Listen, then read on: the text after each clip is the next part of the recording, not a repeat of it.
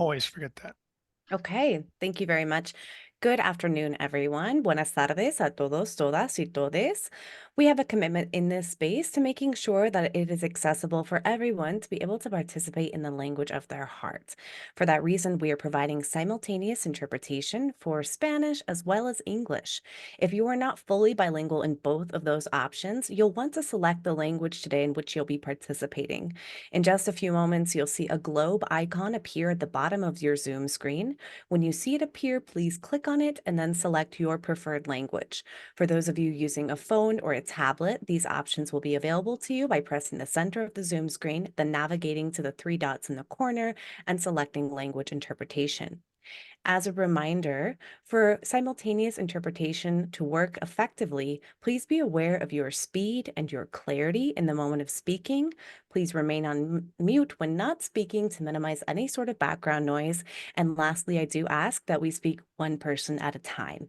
I'm going to repeat these instructions in Spanish and then we'll activate that service. Buenas tardes, como dije, mi nombre es Ali y en este espacio tenemos un compromiso con lo que se llama la justicia del lenguaje. Es decir, que queremos que todo el mundo pueda participar y expresarse plenamente en el idioma de su preferencia o llamado lenguaje del corazón. Por lo tanto, vamos a proveer interpretación simultánea en inglés y español. En un par de minutos verá un globo terráqueo que aparece en la parte inferior de su pantalla. Al hacer clic en este globo, puede seleccionar usted el idioma en el que prefiere participar, inglés o español. Si usted es completamente bilingüe en ambos idiomas, no es necesario activar el servicio. Para los usuarios de celulares o tabletas, pueden encontrar las mismas opciones presionando el centro de la pantalla y yendo a los tres puntos donde sale el menú desplegable de más opciones. Como recordatorio, voy a interpretar de forma simultánea, así que ayúdenme a mí a través de hablar una persona a la vez, ponerse en mudo cuando no están hablando para minimizar cualquier ruido en el fondo y ser conscientes de su velocidad y su claridad en el momento de hablar. Cualquier problema o dificultad, por favor, que me deje saber lo más antes posible. Estoy a la orden. Vamos a activar el servicio ahora. We can go ahead and turn on the service now. Okay. And language interpretation is now available.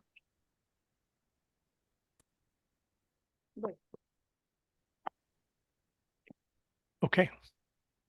That was great, Allie. Thank you. All right, we'll jump right in. Everybody good? Yes? Okay, great. I'll make a quick point about my background here. I look like I'm sitting outside. I'm not sitting outside. We call this an academy, so perhaps some of you are expecting I should be sitting in front of a wall of books, kind of like inside a school of some kind. But I want to say that I recently spoke to an organization in Quebec called the Chantier de l'Économie Sociale, and Okay, put your seatbelt on. they are sort of the umbrella organization for the social economy. Zolidar is on the call. Okay, we need to mute Jerome. Everybody, are you muted? Okay, good. So I discovered that the group in Quebec is called a chantier because that word in French means a building site. So what I wanted to first communicate is that unlike schools that have ready answers to supply you with, we're going to build this together. We have some good ideas, but I wouldn't call them finished answers. So we're inviting you here into a process of, I guess, what you would call co-creation. In fact, we want to create ultimately, after the webinar series is over, a community of practice. So more on that coming a little bit later. One of the quick thing I wanted to say is that I think we would all of us on the team would agree that this webinar series is a way of addressing a shared condition that we have, which is that of carelessness. We lack even a vocabulary of care. And so since social co-ops are mostly about social care, we want to reflect on that in this process. We need to build new social, legal, financial infrastructure using, among other things, the insights of feminist economics And the point of that is to create and sustain, hopefully, thousands of caring enterprises, a kind of new social safety net. So that's the larger vision. And I know that John is going to have more to say about that today. So I'm going to drop some links related to that in the chat.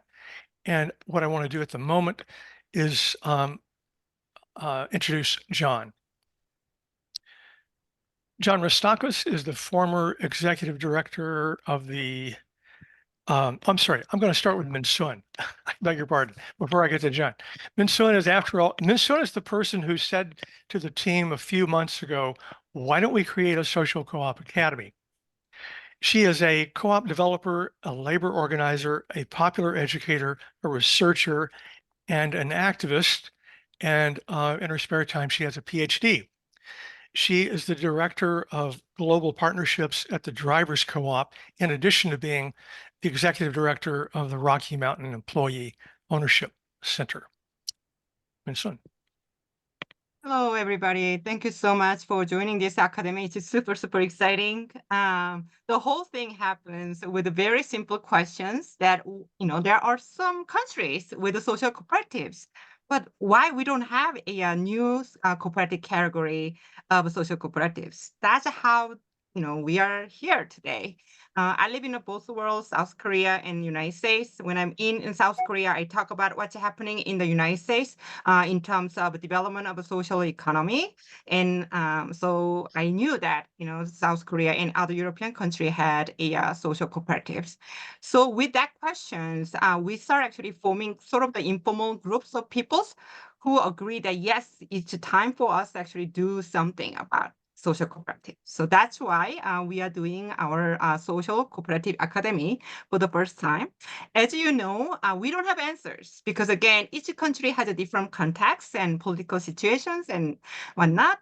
So it's wide open, and I hope that by the end of these sessions, we have a little better ideas about what could be the next step for all of us in terms of creating a new policy. Having said that, I'd like to actually introduce Doug O'Brien, who is the president and CEO of the National Cooperative Business Associations, CLUSA International. So would you like to do some opening remarks? Oh, thank you, Minsun, and thank you, Elias. Thanks, everyone. I'll be very brief. Just really appreciate the team who has organized this effort. It is a subject of great interest from my perspective at the National Cooperative Business Association, the Apex Association here in Washington D.C. And I appreciate this work to co-create perhaps a path on how the U.S. could enable and embrace social cooperatives in a much bigger way. There's certainly a need and there's an interest. And the path is not abundantly clear to me. I'll be honest, but hopefully this work, and I hope to do some work with you, we'll see a clearer path ahead. So thank you.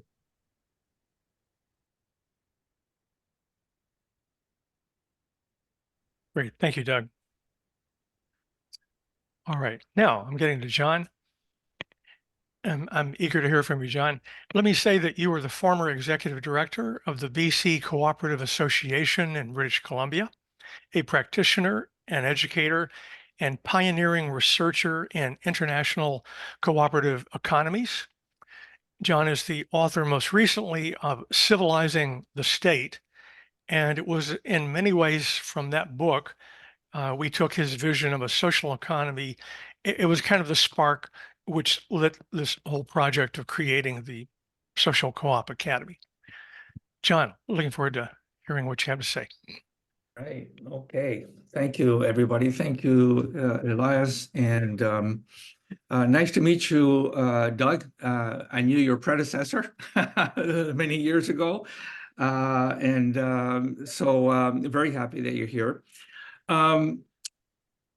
Where to start? I think I have, 15, 20 minutes or so to talk. Is that right? Okay. Let me take a step back and try to contextualize my own connection with this issue of social economy and social co-ops, because I think there'll be echoes and a resonance with some of the people on this call. My professional background is in the field of social activism. I started my work very young as a community organizer. Then I worked my way through a whole range of organizations, almost all of them within the social economy.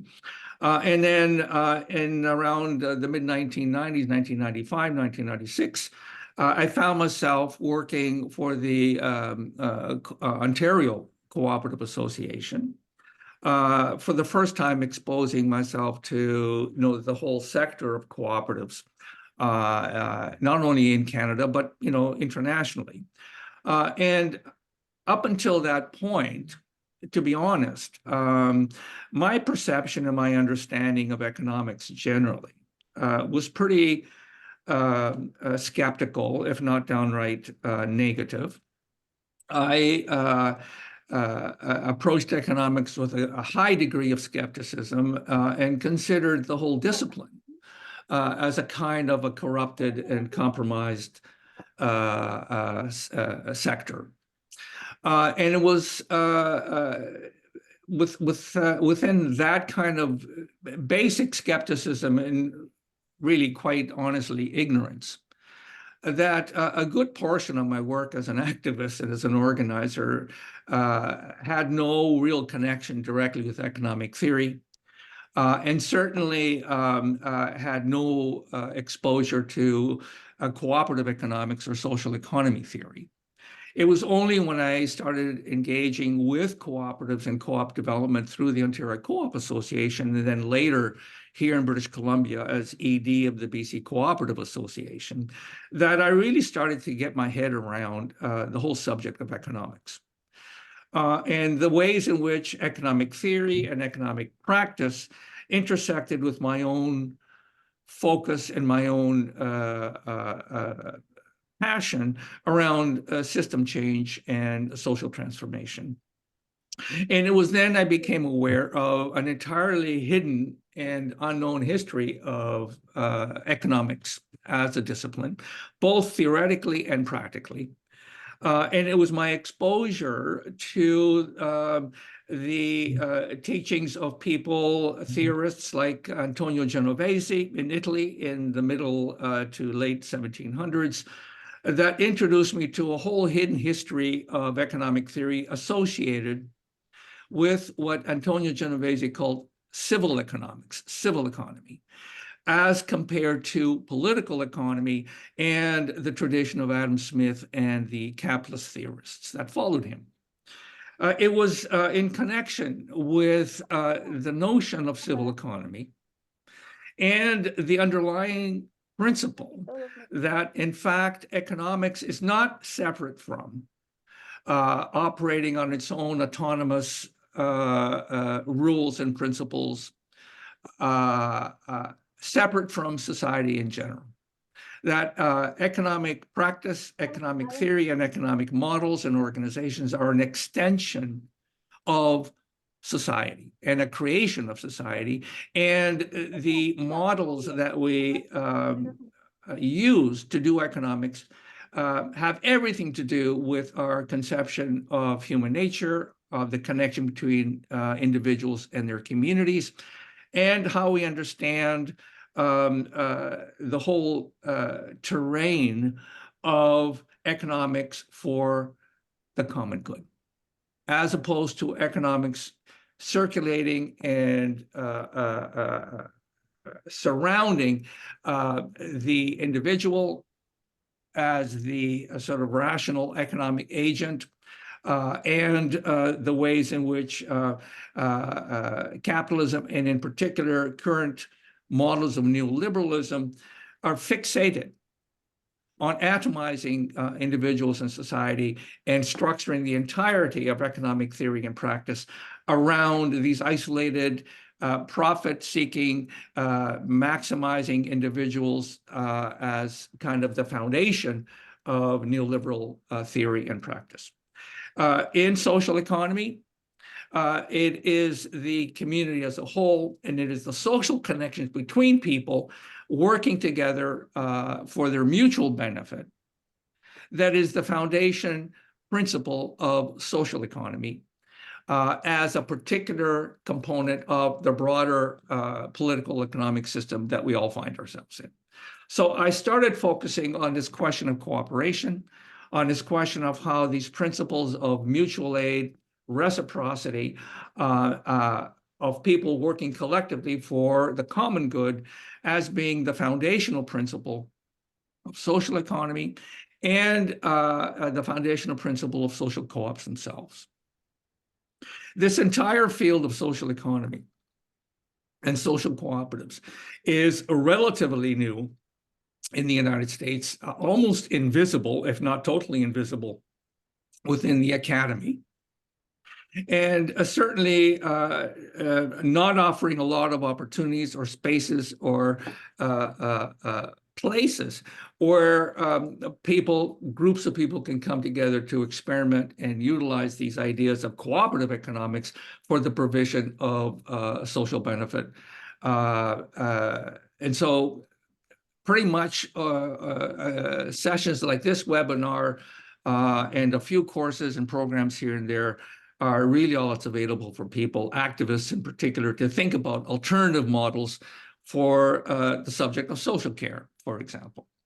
So I was wanting to share my screen and give you a couple of slides on both the history and the models of social cooperatives to give you a concrete sort of illustration of how these ideas of economics being an extension of social relations and a form of economic theory and practice that is rooted in the idea of mutual aid, of reciprocity as being a fundamental economic principle, which is also a social principle, and which can form the basis for a new perspective or a new understanding of how to approach economics for the common benefit, for the common good, and in particular, how to think about social co-ops and the social economy in connection to social care.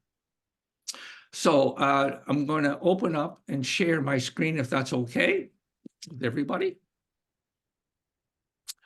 Get rid of some of this stuff here. Okay. Can everybody, hold on a second. Can everybody see this all right? I'm not sure if you can yet. Yes, we can, John. All right. Okay. So the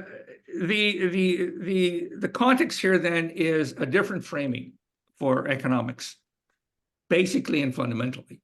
That I don't think, in fact, that we can make a compelling and a comprehensive case for the social economy and for social co-ops in particular within the current framework of understanding that of market societies and of neoliberal economics. In other words, what the current framework takes for granted is that the market is capable of providing solutions for the provision of every good and service, that the role of government should be absolutely eliminated, if not extinguished, from intervention in the economy and for the production of social services for people.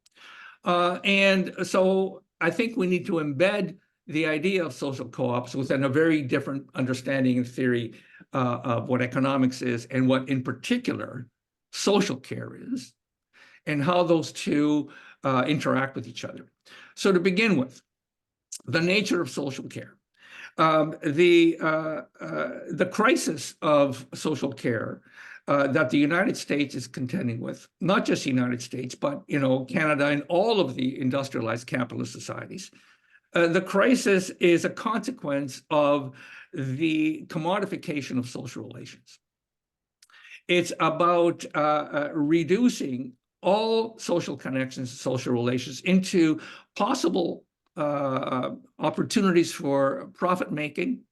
And so the commodification of things like social care does a couple of things. One, it ultimately destroys and disfigures the content of what social care is.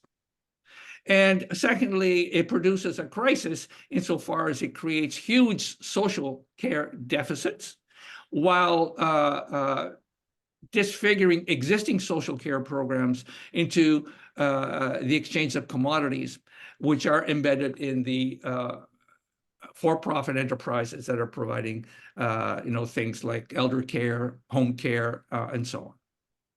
So the nature of social care is a fundamental issue here. And what I want to say about this is that social care is actually a collection of relational goods. That is to say, goods that are actually based in the mutual and reciprocal relationship that people have between themselves in the care relationship. It is not a reduction into a commodity that can be bought and sold in the marketplace, which in fact destroys the very content of social care, which is ultimately a quality of interaction in human relations between individuals, between people, not between organizations and customers or clients, right? So the nature of social care itself requires a very different understanding of how these kinds of services can be provided outside of purely commodity and market relations. That's one point. Social co-ops as a response to the crisis of social care. The ideas of neoliberal economic theory have penetrated and contaminated public policy and governments all around the world. The ideology of neoliberalism has fashioned public policy in such a way as to separate the role of the state from the provision of social care, and also to isolate and atomize individuals within society from the kind of social relationships that they need to create if we're going to create anything like a humane and caring society, right? So social co-ops, in Italy in particular, were a response to the crisis of social care in that country, which resulted from a couple of things. One, from the failure of government-provided and bureaucratized systems for providing the kind and quality of care that families in particular were in desperate need of in Italy. And secondly, as a result of the increasingly huge and insupportable deficits that the Italian state had incurred, and which resulted in a freeze of all hiring and delivery of new programs for social care in that country. What that created was a response from citizens already active and or utilizing social care services to proposing another form of care where the organization, the design, and the delivery of the care was actually owned and controlled by the users of those care services themselves. And so what you ended up having was a proliferation of these innovative models for providing social care through organizations that are organized and controlled by the users of these services themselves. This was also facilitated by a very active and a very vibrant and rich cooperative history and a cooperative community within those parts of Italy that adopted social co-ops as a model, which is primarily in Emilia-Romagna and in the north of the country.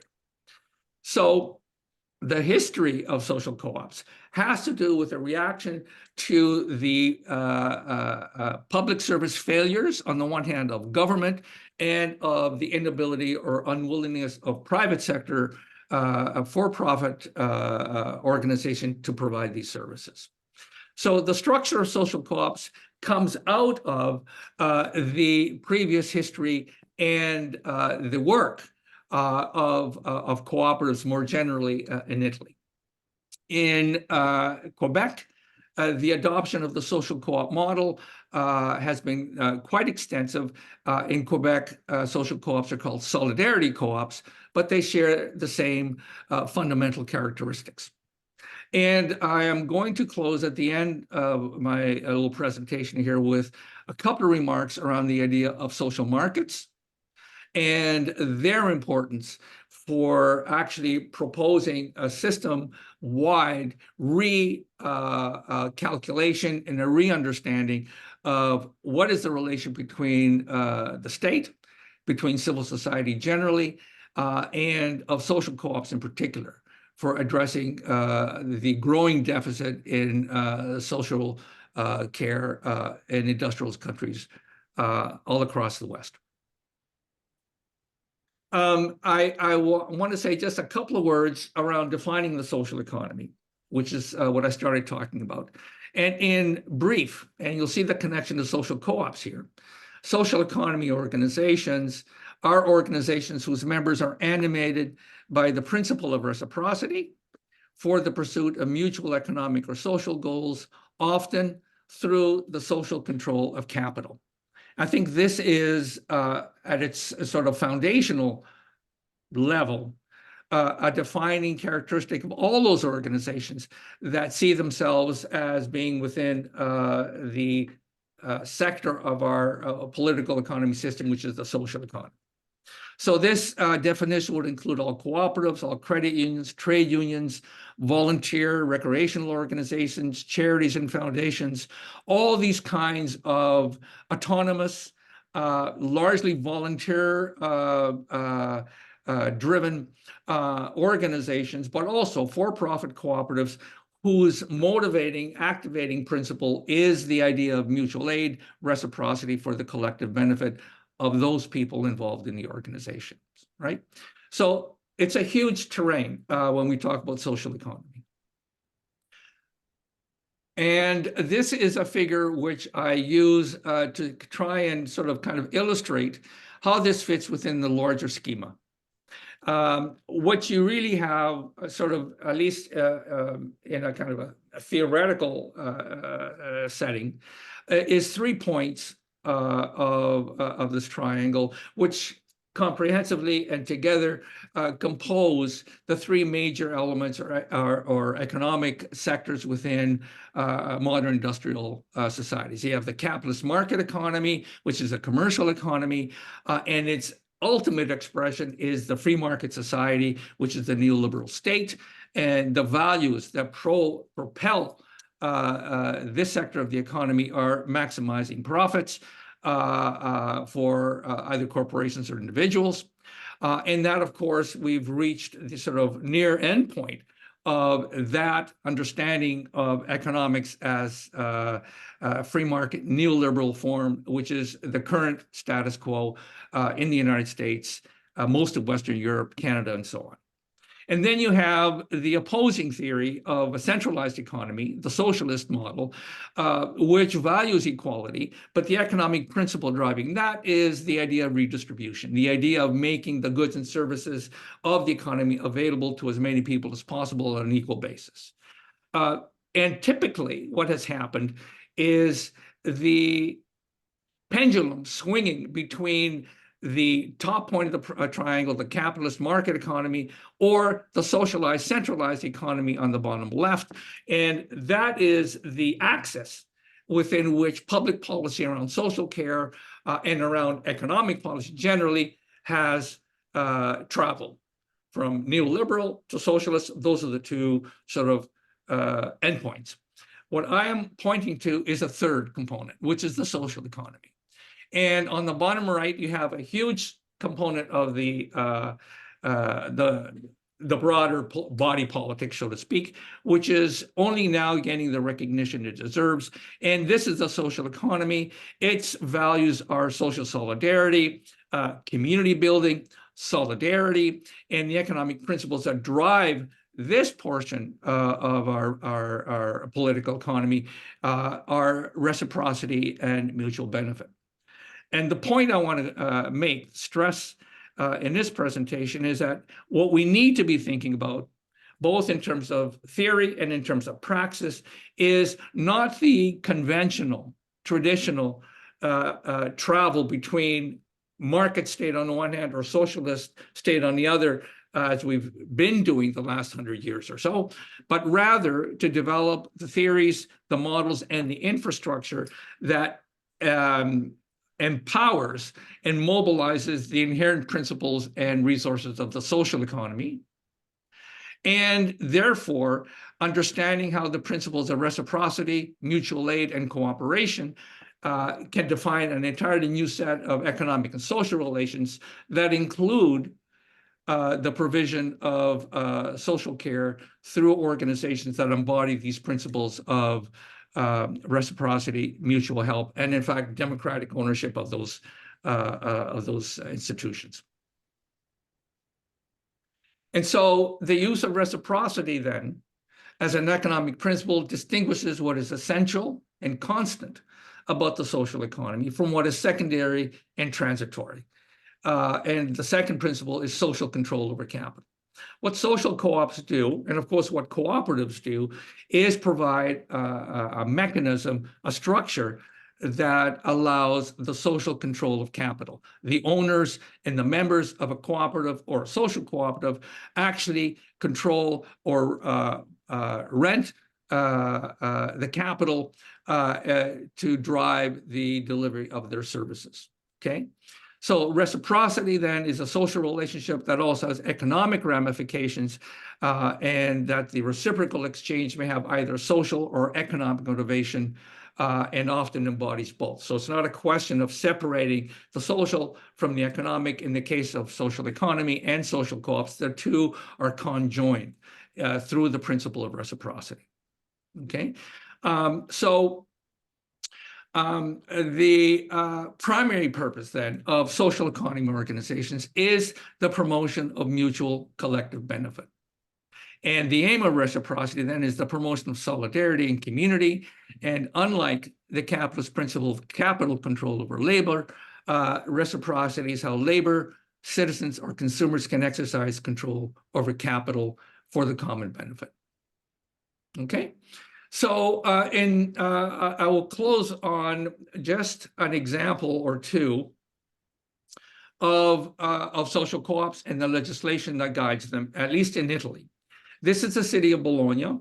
It is one of the epicenters of this innovative adaptation of cooperative models for social care.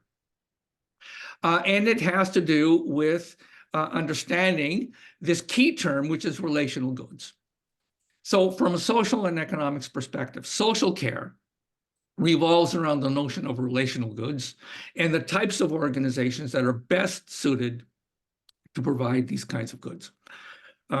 Relational goods are those goods such as caregiving, which are services to persons and which are characterized by the exchange of human relations. So not commodities. In relational goods, the quality of the personal relationship is at the core of what is exchanged between the provider and the recipient, and can be optimally produced only by the provider and the recipient working together. And that is precisely what social co-ops make possible through their democratic structure of user control and user member ownership. Cooperatives, therefore, embody a natural advantage in the delivery of what are termed relational goods.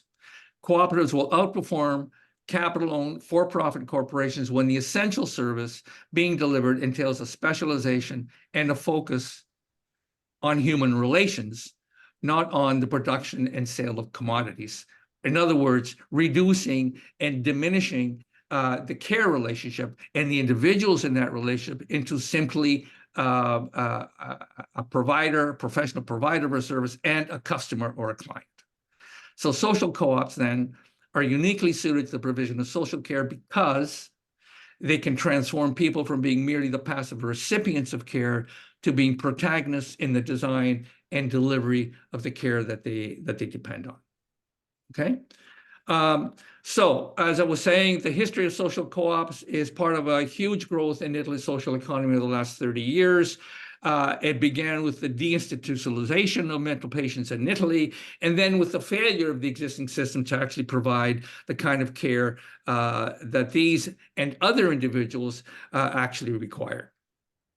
Okay, so nearly half of the early social co-ops that arose in Italy came out of the voluntary organizations and advocacy groups, often associated with the Catholic Church, which had at that time still a big responsibility for providing social services in their parishes.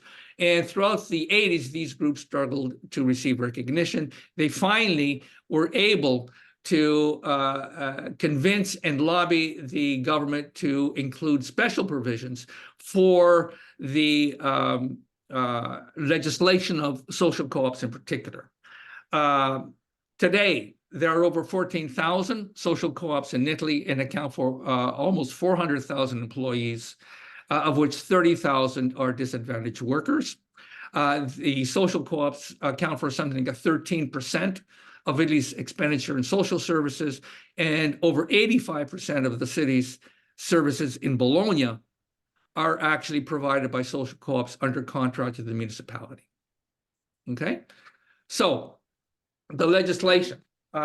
It's a legislation called Law 381, which identifies that the purpose of social co-ops is to pursue the general interest of the community in the human promotion and social integration of citizens. So a lot of it has to do with reintegrating marginalized populations into civil society.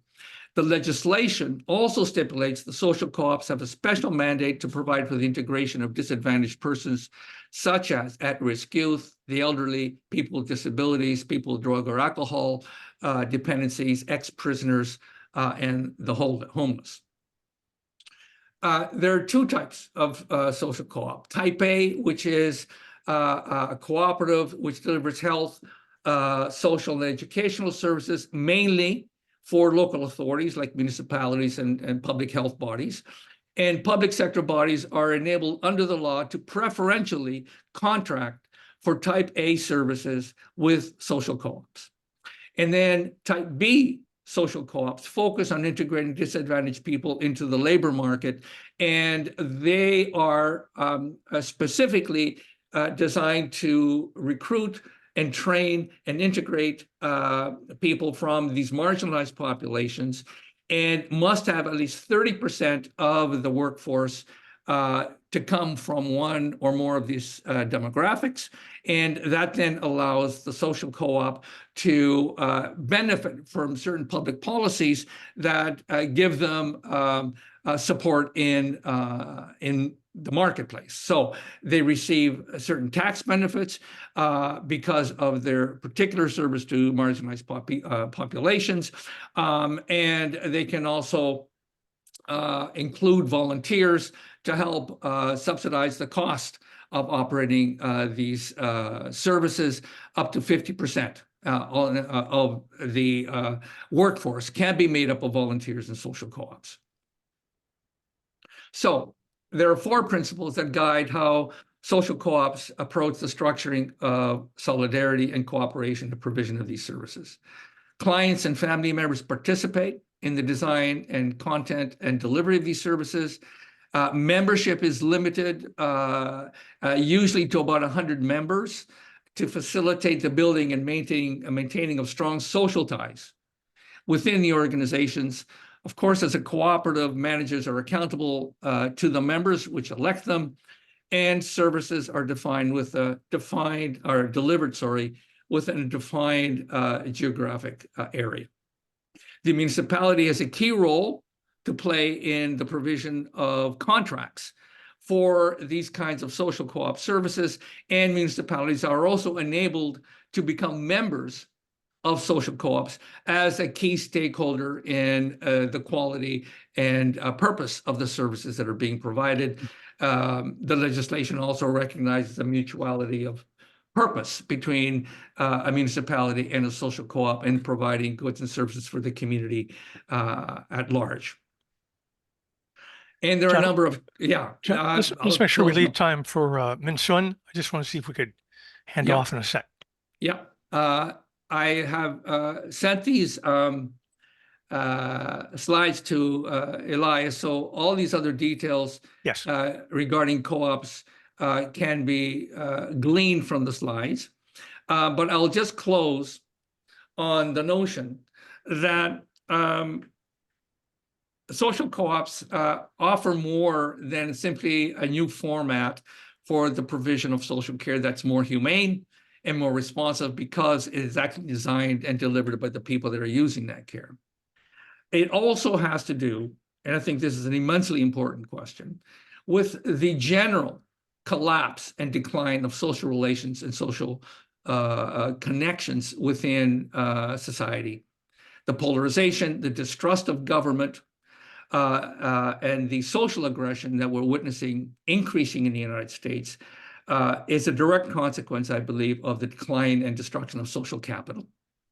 And so the other thing I want to leave with you is that adopting social co-ops as a way of rebuilding and reimagining what social care can be like also has to do with repairing the destroyed and deteriorated social relations between people, the alienation of individuals from their communities and from each other, and for doing something concretely by democratizing and cooperativizing public services and social care to rebuild connections between people in community around a specific and needed delivery of services that all kinds of individuals need, whether they're Democrats, whether they're Republicans, whether they're completely, whether they're Christians or whether they're atheists. Social co-ops and cooperation around the delivery of social care, which everybody requires at some point in their lifetime, is a way of re-engaging and reconnecting people in a positive and constructive way through the use of cooperation. And I think this is a public policy initiative that has to do not just with social care, but with rebuilding social capital and social trust within community as a whole. So I will leave it at that. I just sort of skimmed on the top of the surface of this issue, but I'm very, very happy to respond to comments and questions. Thank you. Thank you, Sean. We're going to be sharing a couple of your articles in the group as well. So these points you've made will be kept live. Minsun, we want to hear from you. Please go ahead. Actually, you need to share the screen, please. You need to yep. If John, if you could stop sharing your screen. Oh, I'm sorry. You're talking to me? Sorry. Yes. Hold on a second here. Wait a minute. Get my act together here.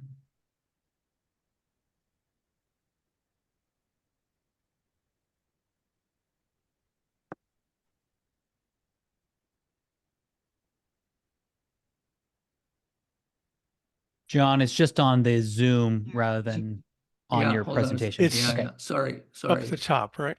Yeah. Here you are. Stop share. Got it. There you go. Got it.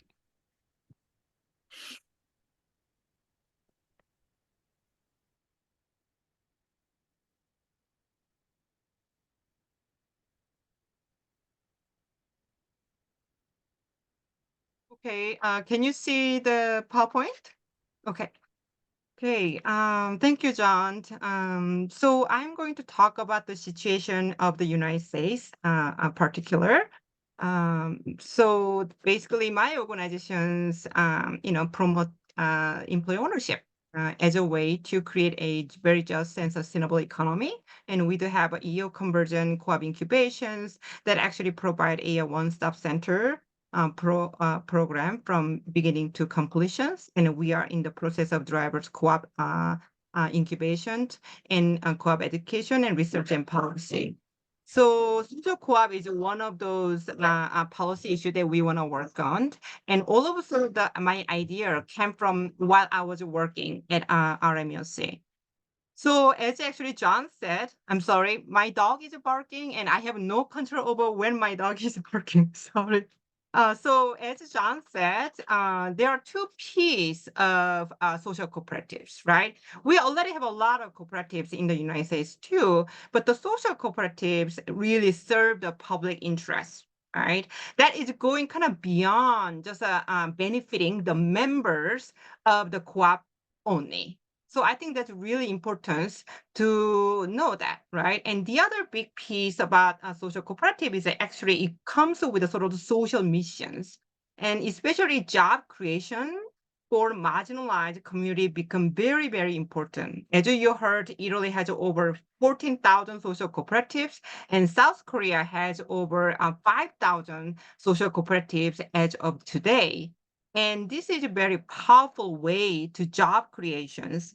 In South Korea, because of the social cooperative, over 67,000 jobs were created, and also providing service up to 6.2 million people. So this is a huge challenge, change that we are making. Think about that job creations for the people who otherwise don't have. So this is a big, but when we think about sort of the social cooperative, I think there are two kind of questions. One is actually who are the members of social cooperatives, right? And that they are actually the marginalized community members. You mentioned that Italy actually 30% of the actually member have to come from disadvantaged community. In the case of South Korea, 65% of the members have to come from marginalized community members. Then there's another question about who do social cooperative provide benefit to, right? We have two categories. One is also we actually provide service to marginalized community, such as the low-wage workers and the disabled populations and the previously incarcerated peoples or the elderly. Whatever we want to categorize, those people have to get the benefit. But at the same time, a lot of social cooperatives are allowed to provide a benefit to just the general public. That's how actually social cooperatives create incomes, generations for the marginalized community members. In the case of South Korea, actually they can provide service up to 60%. So that's pretty high number. So these two categories, obviously there's a distinctions and difference between how actually social cooperatives will distribute surplus. This is just something that we should think about moving forward, right? Some countries don't allow it at all, like South Korea and France and Spain. They categorize social cooperative as a nonprofit. Therefore, all those sort of social cooperatives get tax exemptions, but Italy actually allows surplus distributions to members. And some other countries, like Greece, any kind of supplies has to go to social, sort of the social cooperative fund. So that's kind of very unique, right? That each country has a very different way of looking at surplus distributions. So I guess my question was sort of the United States. How about now here in the United States? I mean, are we really ready for creating a different kind of social cooperative? If you look at actually the co-op development history before the crisis in 2008, a lot of co-op was kind of like an agriculture housing co-op. It was led by a lot of university-led co-op development centers, like a Kent University or University of Wisconsin. But after the crisis, that's actually the whole thing changed. I mean, there are more worker co-ops, over 612 and hundreds are on the way right now. And there is also rise of the worker center, meaning these are the worker centers organizing very vulnerable day labor population, domestic workers and gig workers, right? And those worker centers start organizing cooperative as alternatives. And another really important thing is actually more cooperative development organizations emerged after 2028. My organization, Rocky Mountain Employee Ownership Center, was founded in 2012. Back then, nobody knew what we are doing. Nobody actually knew why we need to have these kind of organizations, right? But if you really look at right now, it's everywhere. Why? Because we see co-op development as very important economic development strategies for the marginalized. That's why I think we are doing a lot of great work. But the organizations are even going much further. And they start actually incubating cooperatives. For example, the ICA groups, they actually create the home care cooperatives. Now they are creating a platform of Elevate Nationals to really support many different states with the co-op creations. How about Center for Family Life? So sorry. And they are, since 2006, they organized 21 co-ops, over 400 members. RMEOC, my organization, is in the process of launching the Drives Co-op Colorado, which actually costs a lot of money. And, same thing, Co-op Sinsi, those are the organizations that actually utilize, organize union co-ops and also 16 co-ops, for very marginalized communities. So why actually we will do incubate co-ops? Because these are cooperatives that we are working with have such a hard time getting access to capitals, right? This is a really big problem. That's why a lot of nonprofit co-op development organizations are stepping up to support. And the other one is a scale-up movement. So I think I need to go and hold my dog.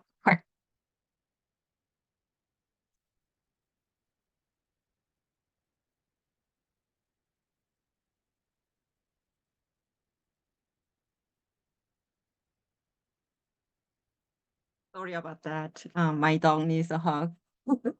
Okay, and then the other thing is, and that's why actually we are here to help cooperatives get more grant support. So however, we have a lot of obstacles, right? There are some question about how much nonprofit, can support cooperative incubations. We are actually dealing with that issue right now.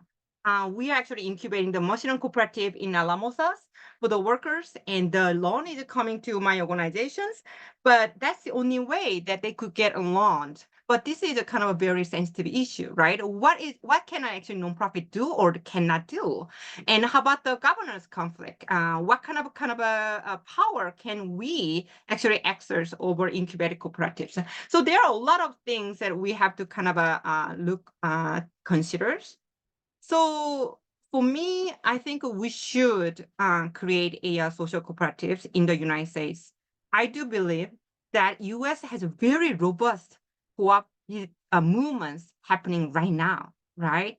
So then there's a question of like equity, right? If you want to really support the cooperatives that are organized by the marginalized communities and that have members and that serves those marginalized communities, why can we actually provide more support to those cooperatives?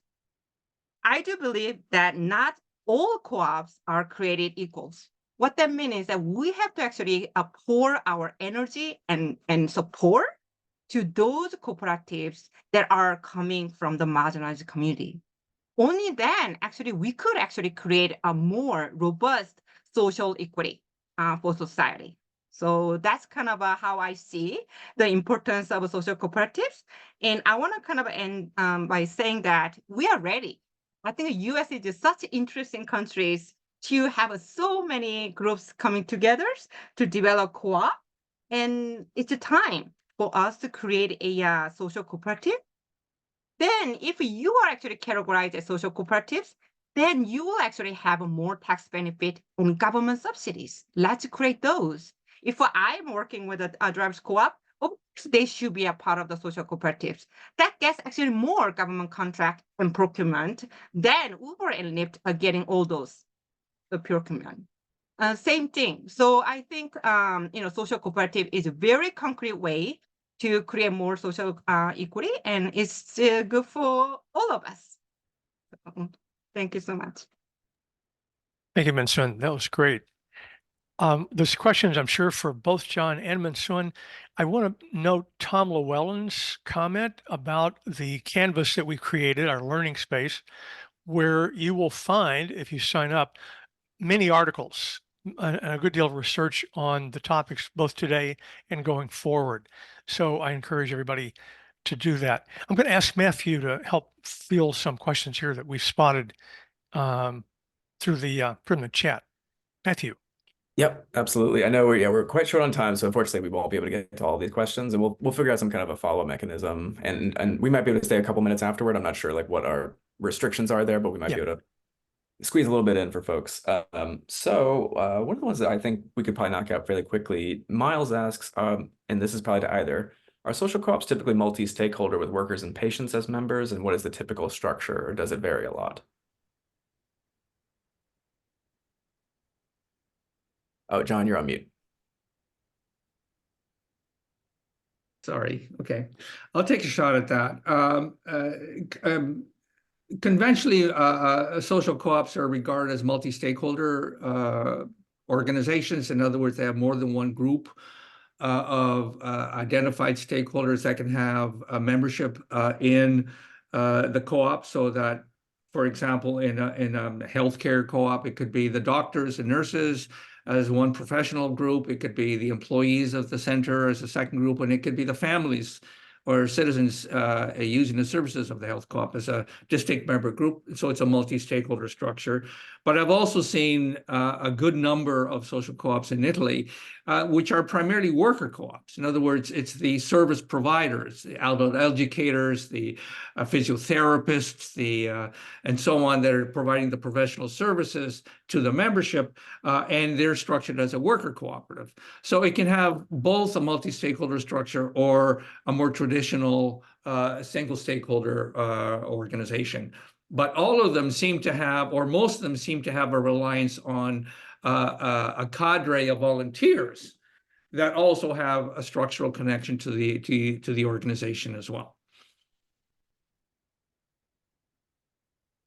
Minsun, did you want to add anything to that?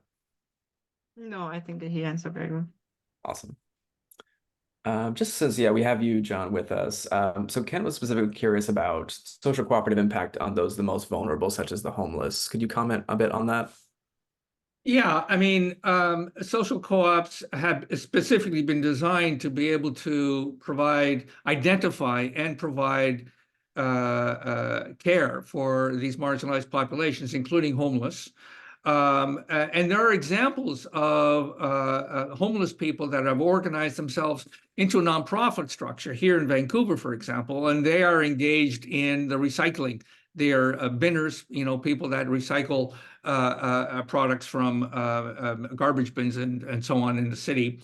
And so there's any number of examples of people that are homeless that are receiving part-time or occasional employment through social co-ops that basically provide them with a mechanism to earn a living, even marginally, through recycling or providing other kinds of services, and also organizations that provide accommodation, food services, health services, organizations that provide treatment for people that are homeless that also have drug use issues. So there's a whole range of social co-ops that are doing concrete service delivery and employment for homeless people and certainly in Italy that I know, but I'm sure in other places as well. I don't know about South Korea, Minsun. Yes, a lot of sort of the social cooperatives for the homeless peoples in South Korea as well. We have actually relatively smaller population of homeless, but yeah, this is how we can provide them with a job. Yeah. Can I just jump in here? I noticed a question, which is a key question in one of the chats. I forget who wrote it down, but he noted that in Italy, that social co-ops are actually really challenged at the moment because the state, which is a huge support system for social co-ops, both in the legislation and its public policy and tax provisions, is actually reducing the amount of money available for contracting these services from social co-ops. I want to highlight that for a moment because the social economy itself, plus social co-ops in particular, both share a common weakness, which is their reliance on capital, which was already mentioned. Their reliance on either public capital through tax dollars or private capital through charity, right? This is inherently an unstable foundation for the social economy and social co-ops. In other words, they're always contingent upon capital powers, and that are beyond their control. What I want to inject in this conversation, which I think is crucial, is establishing institutional supports for the creation, or at least the emergence, of social markets for social care and other kinds of collective enterprises. And social markets are based on principles other than exchange of goods and services for profit. And there are examples of non-commodity or non-market valuation of goods and services, like what provided through social co-ops, through things like time banking, through things like the creation of cooperative capital, which is independent of the state on the one hand and charity or private markets, private capital markets on the other. There's a huge amount of work to be done on creating social value markets that are based on the principle of the creation and exchange of goods and services for collective benefit through reciprocity, and to create institutions that allow the emergence and the valuation of socially valuable activities that are not commodities. Right? This is a huge area, but there needs to be theoretical work done on this, public policy work done on this, in order to place both the social economy and social co-ops on an economic footing that is autonomous and independent of private capital. Right? Huge issue. And the fact that social co-ops are having to struggle now, not only in Italy, but in Quebec as well. You have a change in government. Let's say you have a free market government or a neoliberal government like you have in Greece at the moment, that thinks, no, we'll just let everything to the market and we'll withdraw our contract money for the provisioning of social care through social co-ops. And then those structures too come into crisis. So we can't think about social economy and a long-term strategic plan for system change through social co-ops without thinking about what is the economic foundation, the capital foundation of these organizations, and their dependence on the state on the one hand, or private capital on the other, is simply insufficient. So speaking of juicy questions, I think Abe asked one that I would really love to ask the both of you, if we have time. So beyond social impact alone, what role do social co-ops have in systemic change, transforming or abolishing dominant oppressive institutions? And maybe Minsun, you'd like to lead us with that. Yeah, so for me, I think one of the reasons that I'm very excited about social cooperative is that basically we are finding a way and giving more empowerment to those cooperatives that are coming from the disadvantaged groups. I think that is very important part of sort of the building more power, but at the same time more justice and a kind of fairness for those peoples.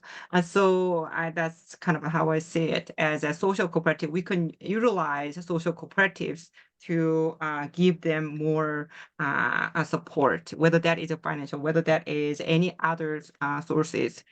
With those support, these cooperatives can actually find a better foundation and more impact in the long run. So I see it as a more kind of a part of organizing strategies, right? Again, that's my point.